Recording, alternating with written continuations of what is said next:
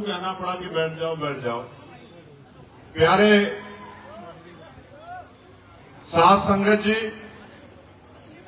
मैं उन तमाम महापुरुषों को भी याद करता हूं जिन महापुरुषों ने इस देश में समता मूलक समाज बनाने के लिए, इस देश में गरीब बेसहारा दबे कुचले लोगों को इज्जत सम्मान की जिंदगी दिलाने के लिए, इस देश की महिलाओं को इज्जत के साथ आगे बढ़ने की शक्ति देने वाली नीति को लागू कराने वाले राष्ट्रपिता ज्योतिबा फूले, मां सावित्रीबाई फूले, मां फातिमा शेख, छत्रपति साहू जी महाराज, विश्वकर्म हम सबके नायक, युगों युगों जब तक युग रहेगा, इतिहास रहेगा, तो बाबा साहब अम्बेडकर सूर्य की तरह चमकते रहेंगे। और बाबा साहब अम्बेडकर को भी मैं नमन करता हूं, उनके चरणों में आदरांजलि अर्पित करता हूं। संत गाडगे जी महाराज, नारायणा गुरु, महामना रामसु वर्मा, बाबू जगदेव प्रसाद कुशवाहा, जननायक कपूरी ठाकुर, चौधरी चरण सिंह जी, कोतवाल धन सिंह गुर्जर, चौधरी महाराज सिंह भारती, संत राम बीए प्रजापति, बाबू शिवदयाल चौरसिया, मां अवंतिका बाई लोधी, मां झलकारी बाई, मां अहिल्याबाई होलकर, मां फूलन देवी, मान्यवर दीना भाना वाल्मीकि और मेरे राजनीतिक गुरु मान्यवर साहब काशीराम जी के चरणों में भी नमन करता हूं। मैं बार बार ये सोचता हूं और मैं ये बात भी बहुत जिम्मेदारी से कहूंगा कि सदगुरु महाराज मुझे शक्ति दें कि मैं सत्य के अलावा कुछ ना बोलूं।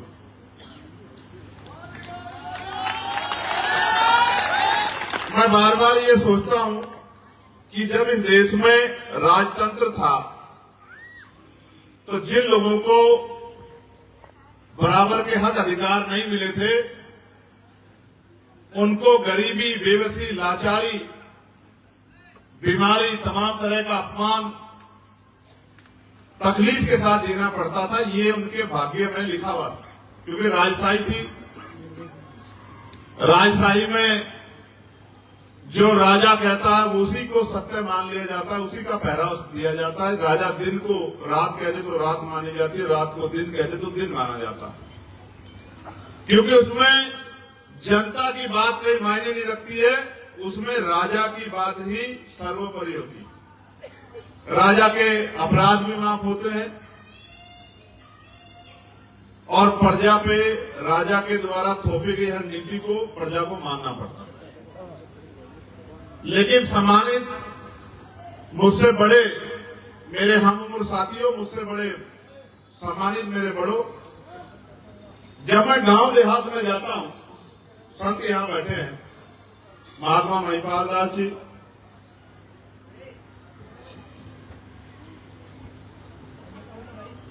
विषय कुछ और था, लेकिन मैं आपसे निवेदन करते हुए इस बात को आपके सामने रखना चाहता हूं।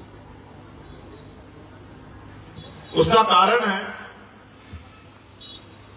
अगर मैं अपनी तकलीफ आपसे नहीं बयां करूंगा तो करूंगा किससे?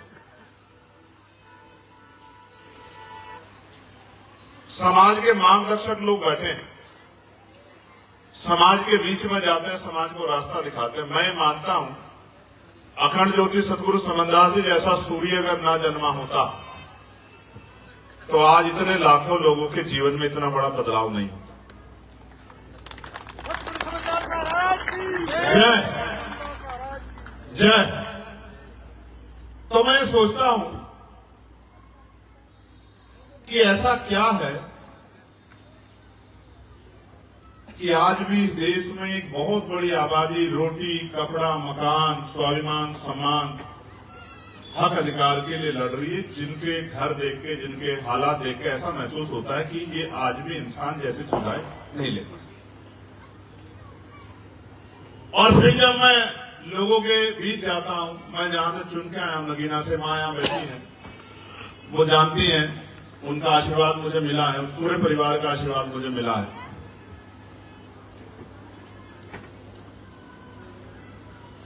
आज भी जब जाते हैं तो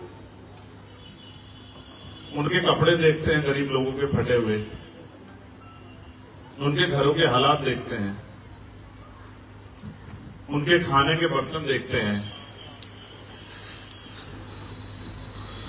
और जो घर के हालात होते हैं, रहने की जगह, सोने की जगह, तो ऐसा लगता है कि ये एक अलग दुनिया है, और जहां से हम लोग घूम रहे हैं, मिल रहे हैं लोगों से, वो एक अलग दुनिया। एक ऐसा भी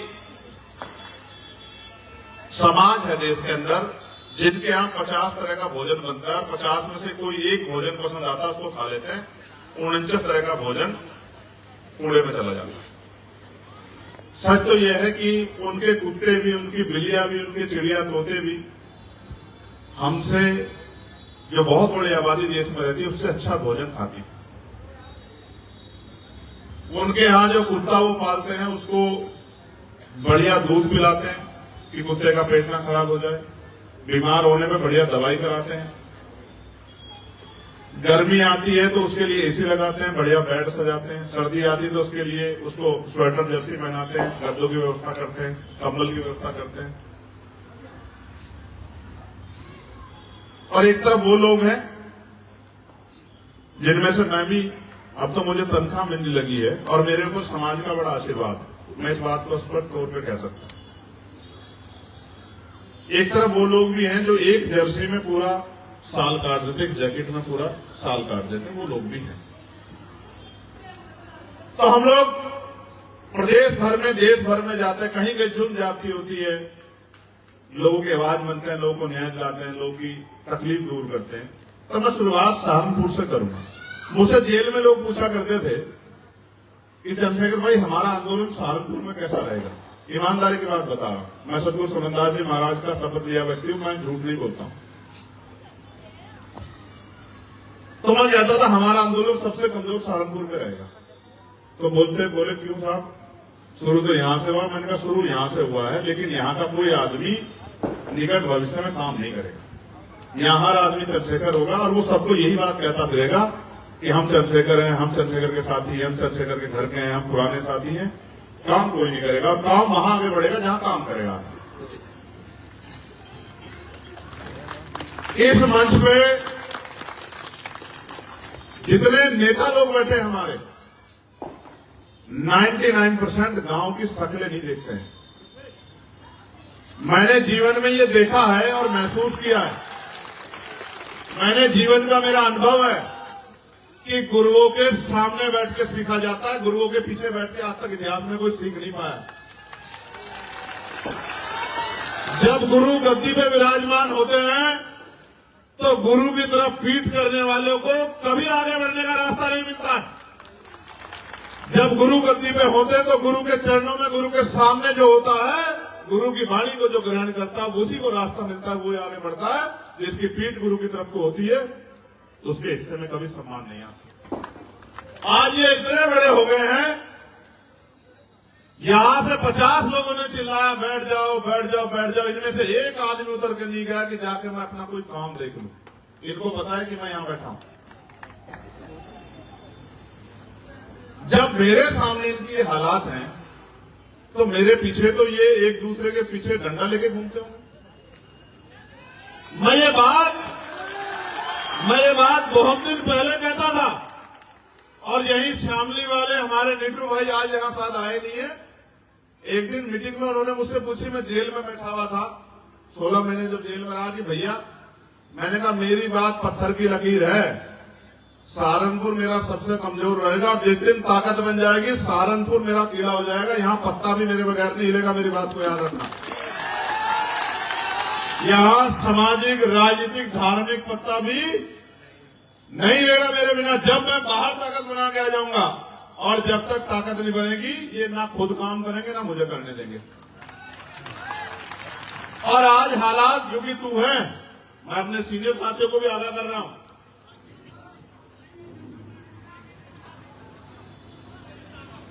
चंद्रशेखर मां के पेट से जन्म नहीं लेते, चंद्रशेखर संघर्ष से पैदा होते हैं।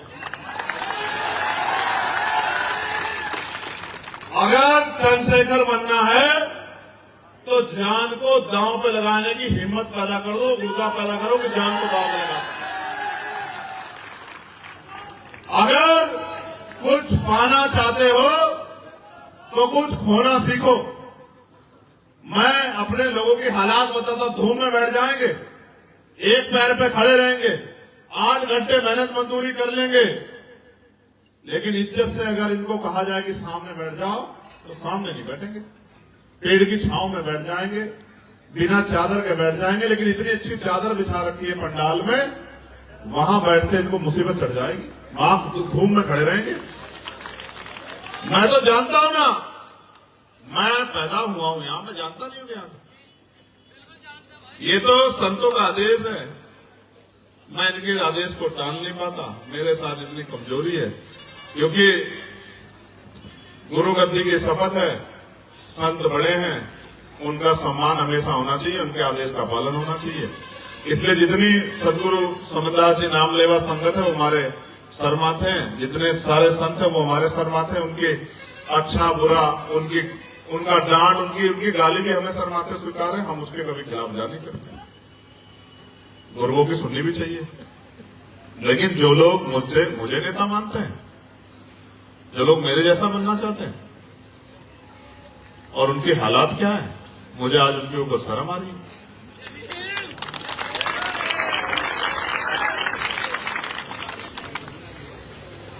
मैं तो आज भी ये कहूंगा कि तुम सब नेताओं से अच्छे तो मेरे दोनों भाई हैं, विनय सिंह जी और कमल सिंह जी, जो आज भी मेरे साथ उतनी ताकत से खड़े, जो मेरी एक आवाज पे, अगर मैंने एक आवाज लगा दी तो खून की, अगर मुझे खून की जरूरत पड़ेगी तो खून की, मुझे लगता है कि अपना सारा खून मेरे लिए निछावर कर देंगे।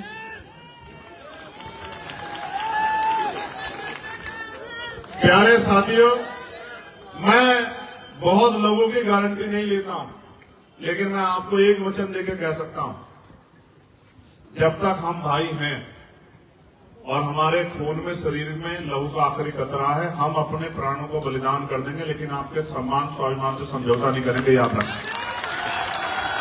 और ये लड़ाई मांगने की नहीं है, लड़ाई देने की है। और ये मिशन जो है महापुरुषों का, ये इस मिशन में वही आदमी काम कर सकता है जिसको कुछ पाने के लिए कुछ खोने की इच्छा हो, जिसके अंदर। मैं आपको एक सच से वाकिफ कराता हूं।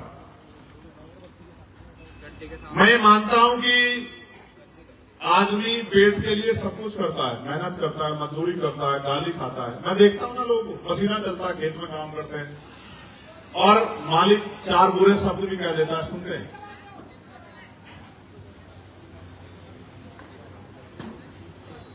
किस लिए? इसलिए क्योंकि उसके कंधों पर जिम्मेदारी है और उसको अपने बच्चों का पेट पालना है, उसके कंधों पर जिम्मेदारी। इस वजह से वो 4 गाली भी खाता है, पसीना भी सहता है, बीमार होकर भी काम करता है। लेकिन सम्मानित साथियों,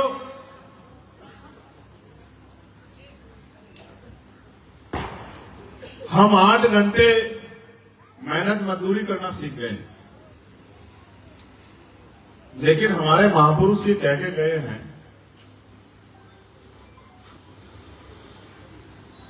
कि political power is the master की, राजनीतिक सत्ता वो सुनहरी चाबी है जिससे आप अपनी सारी परेशानियों को हल कर सकते हैं। मैं आपको गारंटी देता हूं, आप मुझे परेशानी बता दो, जितने लोग बैठे हैं कागज पे लिख के दे दो, और जिस दिन राजकाज बनेगा, एक मरे हुए आदमी को जिंदा करने के बजाय जितनी आपकी समस्या है वो मुझे आप लिख के दे देना। मैं जिस दिन राजकाज बनेगा पहले दिन आपकी सारी समस्या दूर कर।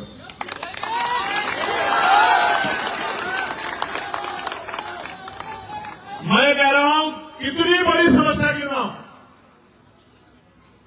हम 8 घंटे मेहनत मजदूरी करना सीख गए हैं, हम चुगली करना सीख गए हैं, बुरा भला कहना सीख गए हैं, गाली देना सीख गए हैं, नीचा दिखाना सीख गए, लेकिन हम ये नहीं समझे कि हमारे गुरुओं ने क्या कहा। हमारे गुरुओं ने कहा, सत्संगत मिल रही है माधो जैसे मधुमक्खीरा, वही कामयाब होगा जो मिलजुल के रहेगा, जिसमें भाईचारा होगा। और उसका उदाहरण उन्होंने दिया कि अगर मिलजुल के रहोगे, इस तरह जिस तरह मधुमक्खियां रहती है, तो अगर एक मधुमक्खी की तरफ कोई आंख उठाता तो सारी मधुमक्खियां ये नहीं पूछती कि आंख उसकी किसकी तरफ उठी थी, सब एकजुट होकर उसकी तरफ चल पड़ती हैं, तो सामने वाले के पैर कमजोर पड़ जाते हैं, कदम उखड़ जाते हैं, उसको भागना पड़ता है।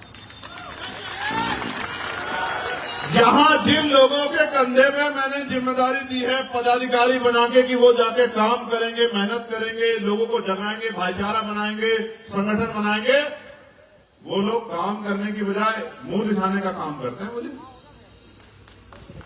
जब मैं आ जाता हूं तो आ जाते हैं, जब मैं चला जाता हूं तो चले जाते हैं। ये लड़ाई, पूरा आंदोलन किसी को खुश करने का नहीं। हम यहाँ गरीबी में हैं, हम यहाँ बेकारी में हैं, हम यहाँ लाचारी में हैं, हमारे साथ समस्याएं हैं, हमारे बच्चों को अच्छी पढ़ाई नहीं मिल रही है, अच्छी स्वास्थ्य सुविधाएं नहीं मिल रही है, नौकरी नहीं मिल रही है, रोजगार नहीं मिल रहा, हमारे घरों में बुलडोजर चल रहे हैं, हमारी धार्मिक आस्था को ठेस पहुंचाया जा रहा है, हमें तमाम तरह के अपमान से गुजरना पड़ रहा है, हमारे इनकाउंटर हो रहे हैं। इन सबको खत्म कैसे करोगे? नारा लगा के, झंडा उठा के? ये तब खत्म होगा जब आप अपनी ताकत बना लोगे। आज कह रहा हूं आपसे, नगीना के लोगों ने आपको इज्जत दी, सहारनपुर के लोगों, नगीना बिजनौर के लोगों ने आपको इज्जत दी। आपको बिजनौर के लोगों का हाथ उठा के धन्यवाद करना चाहिए। मैं सांसद चाहे नगीना से बना है, देश के किसी भी कोने से बनता है, ये इज्जत सहारनपुर के लोगों को दी है। लोगों ने सहारनपुर पे भरोसा किया, सहारनपुर के खून को अपना खून माना। आपकी जिम्मेदारी बैठती है कि आप अपने क्षेत्र में ज्यादा काम करो। आज यहां हजारों की संख्या में, अगर आप दिन में 1 घंटा भी मेरी बात पे पहरा दो और काम करो जाके, तो मैं लिख के देता हूं। पंचायत चुनाव हमारे सामने, क्षेत्रीय चुनाव, ग्रामीण क्षेत्रों का चुनाव है, उसमें आबादी दलित, पिछड़े, मुसलमान लोगों की ज्यादा है। और जिसका बटन दबेगा, जिसकी मोहर लगेगी, उसकी ताकत बनेगी, और जिसकी ताकत बनेगी उस पर बजट आएगा, और जिस पे बजट आएगा वो ही विकास करा पाएगा। बाकी लोग बैठ के तमाशा देखेंगे। जो प्रधान बनेगा वही सड़क बनवा पाएगा, वही खड़ंजा लगवा पाएगा, वही बिजली की लाइट का खंभा लगवा पाएगा, वही और गांव में पंचायत घर बनवा पाएगा, वही धर्मशाला वही विकास के कार्य कर पाएगा। और जो 1 वोट से हार जाएगा वो क्या करेगा? वो प्रधान को 5 साल बुरा ही कहता रहेगा कि प्रधान बुरा है, बुरा है, बुरा। थम जाओ, थम जाओ, थम जाओ, थम जाओ, थम जाओ, आमत रखो। मैंने आपको क्या बताया, बहुत गौर से सुनना। एक गांव में 500 वोट है, 400 वोट पड़ी, एक आदमी को 200 वोट मिली, दूसरे आदमी को 199 वोट मिली। जीता कौन? कौन जीता? 201 वाला, ठीक है। हारा कौन? 199 वाला। अंतर क्या है? 2 वोट का। 1 वोट इधर गिर जाए तो टाई हो गया, फिर पर्ची गिरेगी, पता नहीं क्या क्या होगा, कैसे बनेगा। 1-1 वोट अहमियत रखती है, लेकिन हमारे नेता 1-1 वोट को सोच के बैठे हैं कि हम क्यों तैयार करें, इनको तो चंद्रशेखर आके तैयार करेगा गांव में।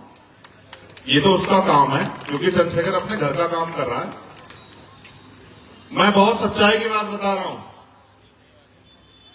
28 अगस्त थी भाई, जून, 28 जून को देवबंद में जो मेरे ऊपर गोली चली थी, देवबंद के लोग यहां हैं, मैं अजय के घर से आ रहा था।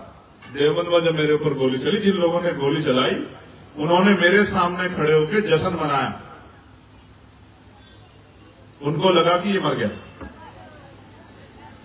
मैं आपको भी बता रहा हूं, गोली चला के 4-5 गोली चला के लगा उनको कि मर गया। तो सामने 10-20 मिनट 15-10 मीटर करीब होगी, कितने मीटर होगी? कौन है हमारी टीम में? डॉक्टर आप तो थे, कितने मीटर खड़ी होगी सामने गाड़ी की? 6-7 मीटर होगी। 6-7 मीटर पे उन्होंने खड़े होके खूब मुस्कुराहट ली और हवा में गोली चला के अपने आप को ये महसूस किया कि उन्होंने जिस काम के लिए आए थे वो काम हो गया। खुश हुए वो, और फिर वो अपनी गाड़ी को लेके चले गए। उनको लगा वो जिस मकसद से आए थे उनका मकसद कामयाब हो गया। अब आप ये देखो, अगर वो गोली 1 इंच इधर हो जाती तो आज यहां इस प्रोग्राम में चंद्रशेखर आजाद की तस्वीर लग रही होती है आपके, ठीक है। आप कितने आरोप लगा लो, कितना फांस ला लो, कितनी देर की बातें कर लो, लेकिन मैं चैलेंज करके कहता हूं कि अगले 10 साल में भी एक चंद्रशेखर पैदा नहीं कर पाते आप, क्योंकि उसको पता है कि उसके लिए कोई गोली इंतजार कर रही। ना आप व्यक्ति को पहचानते, ना व्यक्ति के किरदार को पहचानते। आप इस सहारनपुर के रहने वाले हैं, 16 महीने आप मेरे साथ थे, 16 महीने मैंने जेल काटी। आप गवाह हैं, अगर मैंने आप में से किसी के आगे आंसू बहा के कहा हो कि मुझे निकाल दो, मुझे जेल में नहीं रहना, आप गवाह हैं। जितने लोग यहाँ बैठे हैं, इतिहास गवाह है। मैंने कभी आंसू नहीं बहा जेल के लिए, और मैंने कभी नहीं कहा, इतिहास गवाह नहीं है, मैं इस बात का साक्षी हूं। वकील मेरे साथी इस बात के गवाह हैं, दोनों भाई यहाँ बैठे। मैंने कहा एक एक बच्चा जब बाहर चला जाएगा, उस दिन के बाद मैं बाहर आऊंगा। जब तक सब लोग यहाँ से बाहर नहीं जाएंगे तो मैं बाहर नहीं जाऊंगा। कल किसी की मां से मैं किस तरह आंख मिला पाऊंगा कि उसका बच्चा जेल में है और चंद्रशेखर आजाद बाहर घूम रहा। 16 महीने में 2 बार जन्म लेता है बच्चा, 2 बार। 8 साढ़े 8 महीने का बच्चा जी जाता है। मैंने 16 महीने एक बार में इस दिन के लिए जेल काटी कि जिस दिन मुझे अवसर मिलेगा मैं इस अन्याय की ऐसी व्यवस्था बना के इस अन्याय का इलाज करूंगा कि दोबारा किसी गरीब के बेटे को कोई झूठे मुकदमे में फंसा नहीं पाएगा, किसी गरीब की बेटे बेटी पर कोई आग नहीं उठा पाएगा। अगर ये रास्ता सुख सुविधाओं का होता तो मैं आपको सच कह रहा हूं कि अगर इस रास्ते में सुख सुविधाएं होती तो मैं रास्ता कभी नहीं चुनता, क्योंकि मैंने अपने जीवन को अपने गुरुओं संतों के नाम, महापुरुषों के आंदोलन के नाम, उनके अधूरे सपनों के नाम समर्पित किया है। अगर ये रास्ता सुख सुविधा का होता तो मैं इसको कभी स्वीकार नहीं करता। ये संघर्ष का रास्ता है और यहाँ हर एक दिन चैलेंज है। आपको मानसिक रूप से तैयार रहना है, शारीरिक रूप से तैयार रहना, आर्थिक रूप से तैयार रहना है, आपका आलोचना आरोप के लिए तैयार रहना है। और चारों तरफ, और आज हालात ऐसे हैं, मैं सहारनपुर में खड़ा होकर कह रहा हूं कि देश की कोई पार्टी एक भी ऐसी नहीं है जो ये नहीं सोचती सुबह शाम की आदमी जितना जल्दी मर जाए उतना हमारा भला।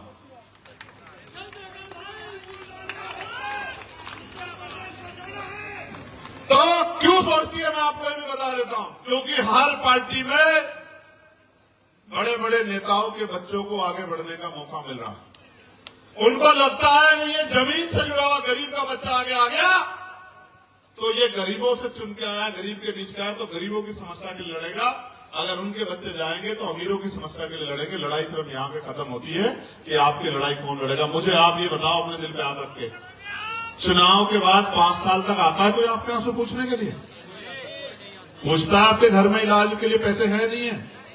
पूछता आपके बच्चे को स्कूल की फीस चाहिए नहीं चाहिए? पूछता आपके घर में रोटियां नहीं है? देखता है कोई आपके यहाँ से? एक अकेला अपने सैकड़ों, हजारों, लाखों साथियों के साथ अगर खड़ा हो गया है तो सारे बड़े बड़े कोट पैंट वालों को, कुर्सी वालों को ये समस्या हो गई है कि ये 40 साल का है, अगले 10 साल में इतना काम करेगा, अगर ये जी गया इतना काम करेगा, देश के चप्पे चप्पे में आजाद समाज पार्टी पहुंच जाएगी, भीम आर्मी पहुंच जाएगी, इनकी ताकत बन जाएगी, तो फिर तो किसी के लिए कोई रास्ता ही नहीं बचेगा, क्योंकि ये कमाने खाने तो आया नहीं। आप ये सोचो अगर कमाने खाने आया तो इस बार मंत्री बनने का उभरता, फिर उसको लात क्यों मारता? इसलिए लात मारी क्योंकि हमारे गुरुओं ने कहा है कि किसी के आगे गर्दन झुकाना मत, चाहे गर्दन कट जाए। उन्होंने कहा आदमी भूखा रह सकता लेकिन अपमानित होकर नहीं रह सकता। अगर दुश्मन के खेमे में जाना होता तो फिर ये गोलियां खाए को खानी पड़ती? गोली पूछ के चलती है क्या? गोली बता के निकलती है क्या? मुझे तो इतना समय भी नहीं मिला कि वो गोली की आवाज सुनूं और देखो गोली लगी कहां। मेरे साथी गवाह हैं, उसमें किसी की भी जान जा सकती, जरूरी नहीं मेरी। डॉक्टर साहब भी उस गाड़ी में थे, सुखविंदर, मनीष भी उस गाड़ी में थे। मनीष के ऊपर से जहां गाड़ी की गोली लगी है, मनीष के बालों में से निकल के गई, सुखविंदर के पैर में जाके लगी है। काशी भी उस गाड़ी में था। किसी को भी नुकसान होता, मुझे ही नहीं। लेकिन क्यों मारना चाहते हैं वो लोग मुझे? मैंने उनकी भैंस खोल ली है, मैंने उनकी जमीन छीन ली है, मैंने उनका कोई और नुकसान किया है? नहीं। उनको लगता है कि अगर ये ताकतवर होगा तो ये ताकतवर होंगे, और ये ताकतवर होंगे तो इनका जुल्म करने की हिम्मत आपकी नहीं पड़ेगी, और इनकी जिंदगी बदलने का काम ये सब लोग मिलकर करें। बस ये लड़ाई है उनकी, मेरी और कोई लड़ाई नहीं है।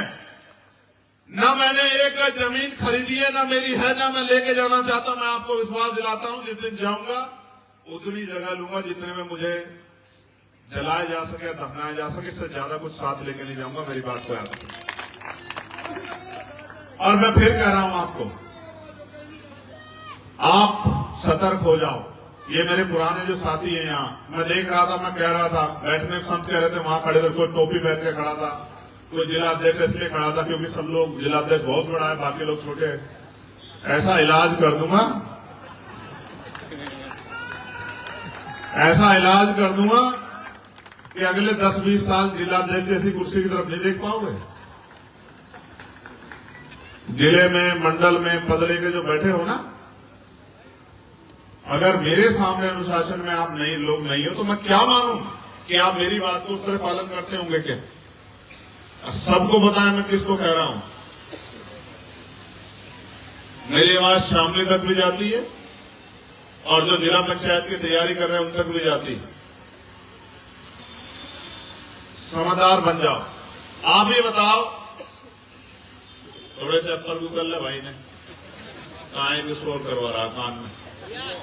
मेरी एक बात को गौर से सुन के बताओ, इसी जिंदगी में जीना चाहते हो जिसमें जी रहे हो? खुश हो इसमें? इस गरीबी, बेबसी, लाचारी, बीमारी, अपमान की जिंदगी में खुश हो? हैं? ऐसे ही रहना चाहते हो? अगर ऐसा रहना चाहते हो फिर आपको मेरी जरूरत नहीं होनी चाहिए।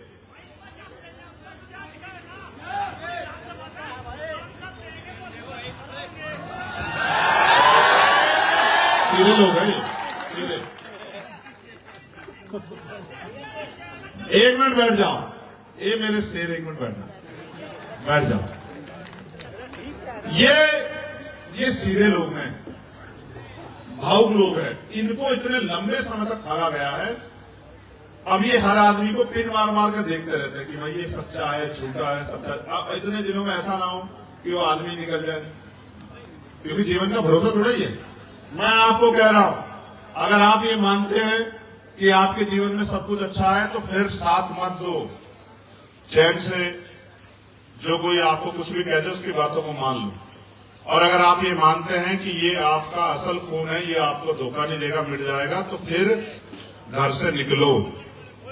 पहले अपने गांव को तैयार करो। गांव में जो और भाई रहते हैं अन्य जाति धर्म के, उनमें भाईचारा पैदा करो। अब तक हम सबको बनाते आए, उनसे कहो कि आप हमारे साथ खड़े हो जाओ। आपकी तरफ कोई आंख उठाएगा तो आपकी जहां पसीना पड़ेगा हम लोग खून देने का काम करेंगे। यहाँ इसी जिले में, इसी प्रदेश में आज मुसलमानों के क्या हाल है तुलसीदास जी? ये हाल है मुसलमानों के कि सुबह निकलेंगे तो ये नहीं पता शाम को इज्जत से घर पहुंच जाएंगे। ये हाल है। ये नहीं पता कि कोई दाढ़ी के नाम पे, टोपी के नाम पे, धर्म के नाम पे खाल उतार लेगा, नहीं पता है। और अगर उनके लिए कोई लड़ सकता है तो ये नीले पटके वाले लोग, कमजोर वर्गों के लोग ये लड़ सकते हैं। आज हमारे गुर्जर समाज के लोगों को तमाम तरह का अपमान सहने के लिए मजबूर किया गया, और जो लोग लड़ने आए स्वाभिमान के लिए उनको मेरठ में जेल में बंद कर दिया गया। कोई पूछने वाला नहीं। जब मैं यहां से जाने की घोषणा करता हूं तो सारे नेताओं को लगता है ऐसा ना हो कि ये बहुसंख्यक गुर्जर समाज चंद्रशेखर आजाद की तरफ चला जाए, तो फिर दौड़ने लग जाते हैं कि हम भी आगे, हम भी आगे। मैं आपको ये कह रहा हूं, अभी तो मैदान सजा है ना, अभी तो जुमे 8 दिन हुए, अभी तो मैं आया हूं मैदान में, अभी तो आया हूं। मुझसे जो पुराने नेता हैं, जो लोग मेरा उनसे कंपैरिजन करते हैं, कैसे हो सकता है? वो इतने बड़े हैं, उनके कद के सामने मैं बहुत छोटा सा हूं। उनको इतनी बार मौके मिले, मुझे मिला क्या है अभी तक? एक मौका चंद्रशेखर आजाद को बराबरी का मिलने तो दो, फिर कंपैरिजन करना, फिर कंपैरिजन करना। देखो मेरी बात को सुनो, कोई गलत बात नहीं है, किसी को बुरा नहीं कहना, किसी की आलोचना नहीं करनी, सब अपने हैं। भाई आपको मोटरसाइकिल मिली है बजाज की पल्सर 200 सीसी, और मुझे भी बजाज की पल्सर 200 सीसी मोटरसाइकिल मिली है। मैदान खाली है, रेस है, आपकी मोटरसाइकिल आपके पास, मेरे साथ रेस लगाओ, जो जीत जाएगा। यही तो मुकाबला है ना बराबरी का। अगर आप में पल्सर है और मुझे वो दे दो प्लेटिना और कहो मुकाबला कर लो, ऐसा हो सकता है क्या भाई? समझे नहीं समझे? तो अभी तो चंद्रशेखर मैदान में आया है, अगले 5 साल में अगर वारे नारे ना कर दिए तब कहना कि चंद्रशेखर आजाद जैसा दूसरा हो सकता है। अभी से नहीं देखा आपने कितनी दहशत है? जो अन्याय करना चाहता है, आप जानो ना जानो, अभी वो एक सभा मथुरा में कुछ लोग कर रहे थे, वहां बाबा साहब अम्बेडकर का पार्क है, उसमें कुछ हो गया तो और एक जो पंचायत कर रहे थे, तो एक बड़ा समुदाय बैठ के, मैं तो उनसे लड़ भी नहीं रहा हूं, तो कह रहे हैं उनका एक नेता है वो राउंड राउंड करके उसके पास गए हैं और गाली देके साहब बोले कि यहां आ गया तो जिंदा नहीं जा पाएगा, ऐसे दांव मार के, मूछों पे दांव मार के और ऐसे जांघ पे हाथ मार के। भाई मैं तुमसे लड़ना ही नहीं चाहता, मैं तो राजनीतिक लड़ाई लड़ रहा हूं। मुझे पता है कि लाठी डंडों तलवारों से बंदूकों से लड़ाई जीती नहीं जा सकती है। मैं तो इस लड़ाई को लड़ना ही चाहता। जिस दिन इस लड़ाई को लड़ने जैसी नौबत आई देश में और लड़नी पड़ी, उस दिन भी इतिहास पढ़ लेना। मैं तो संविधान को मानने वाला व्यक्ति हूं, वोट की ताकत को जानता हूं, वोट की ताकत को समझता हूं, वोट के लिए इनको तैयार कर रहा हूं। बाबा साहब इतनी बड़ी ताकत दे गए, जिसे चाहे कुर्सी में बिठा दो और जिसे चाहे जमीन पे पटक दो। 2007 के बाद सहारनपुर के एक नेता कभी किसी सदन के मेंबर नहीं बन पाए थे। इस बार आपकी ताकत नहीं, उनको लोकसभा में चुन के जो है वो दिल्ली भेजने का काम किया। आपको याद है नहीं याद है? ये आपकी उंगली की ताकत है, जिसे चाहे कुर्सी में बिठा दो और जिसे चाहे जमीन पे पटक दो। आपने मेरे कहे पे मेरी बात को पहरा देते हुए यहां कैराना में भी, मुजफ्फरनगर में भी, सहारनपुर में भी मेरी बात को मजबूत करने का काम किया। मैं आपका आभारी हूं। लेकिन मैं आपको ये कहना चाहता हूं, अब नंबर आपका आ गया है। आपने बहुत लोगों को बनाया बिठाया, अब आपको बैठना है। क्या आप बैठना चाहते हो? नहीं बैठना चाहते हो? इस जिले में जिला पंचायत का चुनाव है। कितनी जिला पंचायत है डॉक्टर साहब? 49 जिला पंचायत है।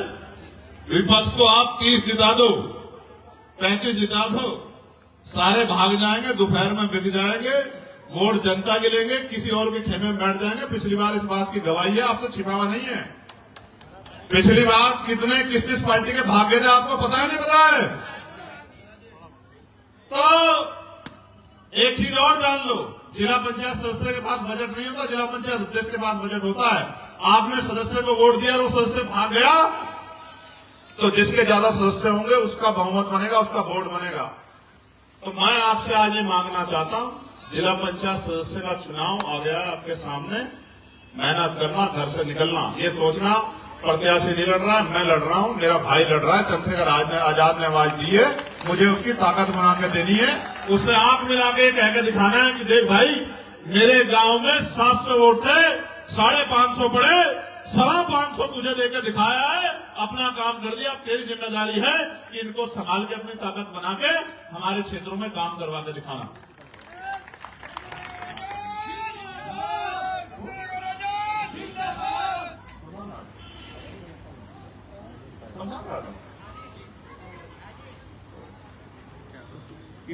किसी की अंतिम संस्कार हो रहा है, आप और मैं सब उसके लिए बैठे बैठे प्रार्थना करते हैं कि कुदरत उनको जो है, बाहर दूर है।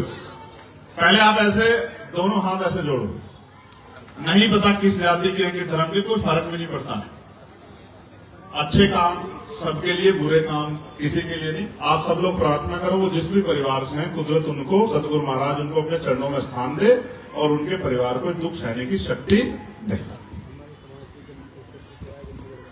कोई भी हो, चाहे किसी भी समाज का हो, इंसानियत के सबसे बड़ा जो धर्म है वो इंसानियत है। ऐसे दोनों हाथ जोड़ के 1 मिनट के लिए मौन करके प्रार्थना कर लो। मैं भी माइक रख रहा हूं।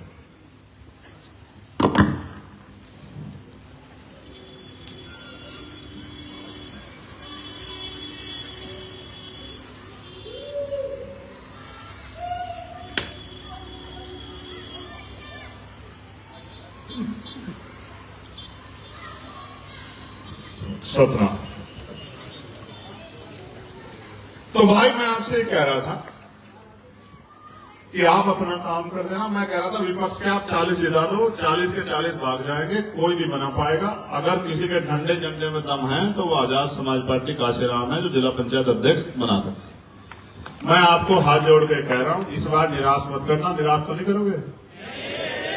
दोनों हाथ उठा के बताओ, निराश तो नहीं करोगे? जिस बैनर पे आप फोटो मेरी देख लो, क्या समझोगे कौन है वो प्रत्याशी? वो ये समझ लेना कि वो चंद्रशेखर है और इसको हमें ताकत देनी है। ऐसे उसमें बात पढ़ना कि उससे कहोगे शराब ले जाओ, हैं? ऐसी चीजें तो नहीं मांगोगे उससे। इसका भी उदाहरण बता देता हूँ, गौर से सुनो, बैठ जाओ भी। आप लोग जल्दबाजी मत करो, बैठ जाओ। इस तरह अगर आप नहीं बैठोगे तो बात मजे नहीं आएगी। देखो इनको, देखो तो बैठना, देखो गौर करो, बसो, बहुत काम की बात है, बैठ जाओ। देखो, जब आप उससे चुनाव में शराब मांगोगे, खाना मांगोगे और इधर उधर की चीज मांगोगे, उसके पैसे खर्च कराओगे, तो जब वो पैसे खर्च करेगा तो फिर वो आपका काम नहीं है। ये बात आप जानो। और बाबा साहब ने कहा कि मैंने वोट का अधिकार आपको दिला दिया आपकी गुलामी से मुक्ति के लिए। और काशीराम साहब ने कहा कि हमें अपने वोट की रक्षा ऐसे करनी है जैसे बहन बेटियों की रक्षा करनी होती है। कोई अपनी वोट को ब्रजेश दास से बेचता नहीं है। अगर आपने उससे कुछ भी मांग लिया तो समझो आपने अपनी वोट को बेच दिया। कोई अपनी बहन बेटी को नहीं बेचता, इसलिए स्वाभिमानी बनो। जब स्वाभिमानी बन के आप उसे वोट दोगे तो गिरवान पकड़ दोगे उसका कि काम क्यों नहीं हो रहा मेरे क्षेत्र में। और जब उससे इस तरह की डिमांड करोगे तो वो आपके सामने को जाएगा और आपसे कहेगा बोतल भूल गया। उस दिन कह रहा था बोतल चाहिए, अंग्रेजी की बोतल, तो बोतल मिल गया, बीच में बताना। और ये जो मेरी माएं बैठी है इनसे कह रहा हूं, देखो मेरा बस चले तो मैं एक दिन में शराब बंद करवा दूं। मैं सच कह रहा हूं, वचन देकर। अभी मेरे को ताकत नहीं, क्योंकि शराब ने जितना बेड़ा गर्क मेरे लोगों ने किया किसी का नहीं किया है शराब। मैं आज आपको कह रहा हूं, चाहे सरकार को कितना आर्थिक नुकसान हो जाए, इसके शराब के मैं डायनामाइट लगा दूंगा, उसकी जितनी ताकत बनेगी कोई शराब के आधार पर किसी को और उसका नुकसान होगा। हालांकि जो लोग शराब पीते हैं वो मुझसे कह रहे होंगे अंदर अंदर कि ये भाई हमारा है और नुकसान भी हमारा ही करने की बात कर रहा हूं। मगर आप जानो, नशा करो, कौन मना कर रहा है? गुरु जी के विचार का नशा करो, गुरु जी की बात का नशा करो, तरक्की का नशा करो, शिक्षा का नशा करो, रोजगार का नशा करो, पैसे कमाने का नशा करो, शक्ति बनाने का नशा करो, ऊंची कुर्सी पर बैठने का नशा करो। ये नशा भी कोई नशा है जिसमें अपमान भी सहते हो, गाली भी खाते हो और नुकसान भी सहते हो। नशे में अपनी बीवी बच्चों के हिस्से का जो पैसा, उनके इज्जत सम्मान का, उसको लुटा देते हो, कर्ज में डूबते हो। ऐसे नशे के लिए मैं कभी आपको नहीं कह सकता। इसलिए माताओं बहनों से भी कहूंगा, दोनों हाथ उठा के पहले तो आशीर्वाद दो। अब कहो कि दीर्घायु रहो। हिंदी में कह दो, हिंदी में साधारण भाषा में कहो कि लंबी उम्र हो तुम्हारी। हाँ ठीक। 10 साल की उम्र के लिए प्रार्थना कर लो महाराज जी से, सतगुरु महाराज का आशीर्वाद होगा, जी जाऊंगा। और जी गया 10 साल, अगर आपकी आंखों में आंसू आ गया तो जो कहोगे वो हार जाऊंगा। मेरी बात को याद रखना। मेरे भाइयों, मेरी बहनों, माओ, बड़े बुजुर्गों, ये लड़ाई स्वाभिमान सम्मान की और ये उसी ताकत से लड़नी है। मैं आपका धन्यवाद करता हूं और एक आग्रह आपसे करता हूं, नेता लोगों से भी। डीपी सिंह जी यहां बैठे हैं, महरूब भाई यहां बैठे हैं, तमाम हमारे साथी मौसम साहब बैठे हैं, अनिल साहब बैठे हैं, करणवीर साहब बैठे हैं। सबसे कह रहा हूं फील्ड में जाओ। ये तमाम हमारे साथी बैठे हैं, रोड साहब बैठे हैं, आज उनसे मुलाकात हुई। मैं आप सबको कह रहा हूं, जमीन पे जाओ, क्षेत्रों में निकलो, नीस भाई हैं, गलियों में जाओ, गांव में जाओ, अपनी बात को कहो। और जब आप अपनी बात को कहोगे, 10 आदमी सम्मान करेंगे, 2 आदमी विरोध करेंगे, उन 2 आदमी की बात का जवाब दो। उनसे पूछो कि आप क्यों नाराज हो, आप क्या चाहते हैं। मैं ये भी तो वही है, आप और हम एक ही आंदोलन में से निकल के आए हैं ना। बात बताओ, इसी नीले आंदोलन से निकल के आए ना। इससे पहले भी थे नहीं थे वहीं। सहारनपुर गवाही लिया क्या कोई रैली हमारे वगैरह हुई थी क्या कोई? क्यों भाई भरत, तमाम लोग हम ही कामयाब कराते थे ना रैलियां। पिछले आंदोलन की भी हम ही लिखते थे ना बदन पे यहाँ पार्टी का नाम। और आज हम पराये हो गए, आज हम एजेंट हो गए। आप समझो, वो पेड़ हमने लगाया था, वो पेड़ हमने सींचा, वो फल फूला, उस पेड़ ने हमें छांव दी, उस पेड़ ने हमें फूल दिए, उस पेड़ ने हमें फल दिए, उस पेड़ ने हमारा संरक्षण दिया। आज वो पेड़ सूख गया है, उसके भरोसे रहेंगे तो कल हमारा बच्चा स्कूल में नहीं घुस पाएगा, कल हमारा बच्चा कुर्सी पर नहीं बैठ पाएगा। हमें अपने बच्चों का इंतजाम करना है, इसलिए हमें दूसरे पेड़ को मजबूत करना है। इसलिए मैं किसी को ना आज बुरा कहता, ना कल बुरा कहता, ना कल बुरा कहूंगा। मैं एक ही बात जानता हूं, जो आया है वो जाएगा, जो बना है वो नष्ट होगा, और अहंकार कभी नहीं रहता। लोकतंत्र में जनता मालिक है, इनका हाथ जिनके सर पे होगा वो नेता होगा, वो ताकतवर होगा, और जो ताकतवर होगा उसी को काम करने का मौका मिलेगा। मेरी तो ताकत आपके पास है, आपको तय करना है कि आप मुझे ताकतवर बनाना चाहते हैं बनाना। आपने मुझे इतना प्यार दिया, मेरी बात मान के कुछ गैर जिम्मेदार नालायकों को छोड़ के जो खड़े, कुछ है बस ये, बाकी बहुत जिम्मेदार लोग हैं। सब लोगों ने मेरी बात को ध्यान से सुना, संतों ने इतना समय मुझे दिया, मैं दोनों हाथ जोड़कर उनको सतनाम सत्साहिब करता हूँ, जय गुरुदेव धन गुरुदेव करता हूँ। आज हमारे संतों कहाँ सम्मान मिलता है। संघ में जितने भी महान पुरुष संत गुरु यहाँ पहुंचे हैं, उनको भी दोनों हाथ जोड़ के मैं सतनाम सत्साहिब करता हूँ। और मैं महाराज जी से प्रार्थना भी करता हूँ कि हमारी उम्र भी इनको लग जाए, ये दीर्घायु और समाज को इसी तरह से सही रास्ते पे ले जाने का काम करें। ऐसी भी मैं सदगुरु महाराज से प्रार्थना करता हूँ। और यहाँ उपस्थित मेरे सामने इस क्षेत्र के बहुत सम्मानित, समझदार, जिम्मेदार, ज्ञानी नौजवान, बड़े बुजुर्ग, माताएं बहनें, छोटे बच्चे, छोटी बच्चियां, पुलिस के भाई, मीडिया के साथी, मैं आपका भी बहुत बहुत धन्यवाद करता हूं। मुझे बहुत सारी बातों पे आपसे बात करनी, लेकिन ये कहा गया है कि व्यक्ति को सच बोलना चाहिए, चाहे तलवार क्यों नहीं गर्दन पे आ जाए। अगर आप तलवार के डर से झूठ बोल बैठे तो फिर आप कभी सत्य के मार्ग पे नहीं आगे बढ़ पाए। अच्छा मौका है, मैं सच बोलूंगा और उम्मीद करूंगा कि सच लोगों को सुनने की आदत भी हो। प्यारे भाइयों, जैसा संतों ने कहा, ये सत्संग है,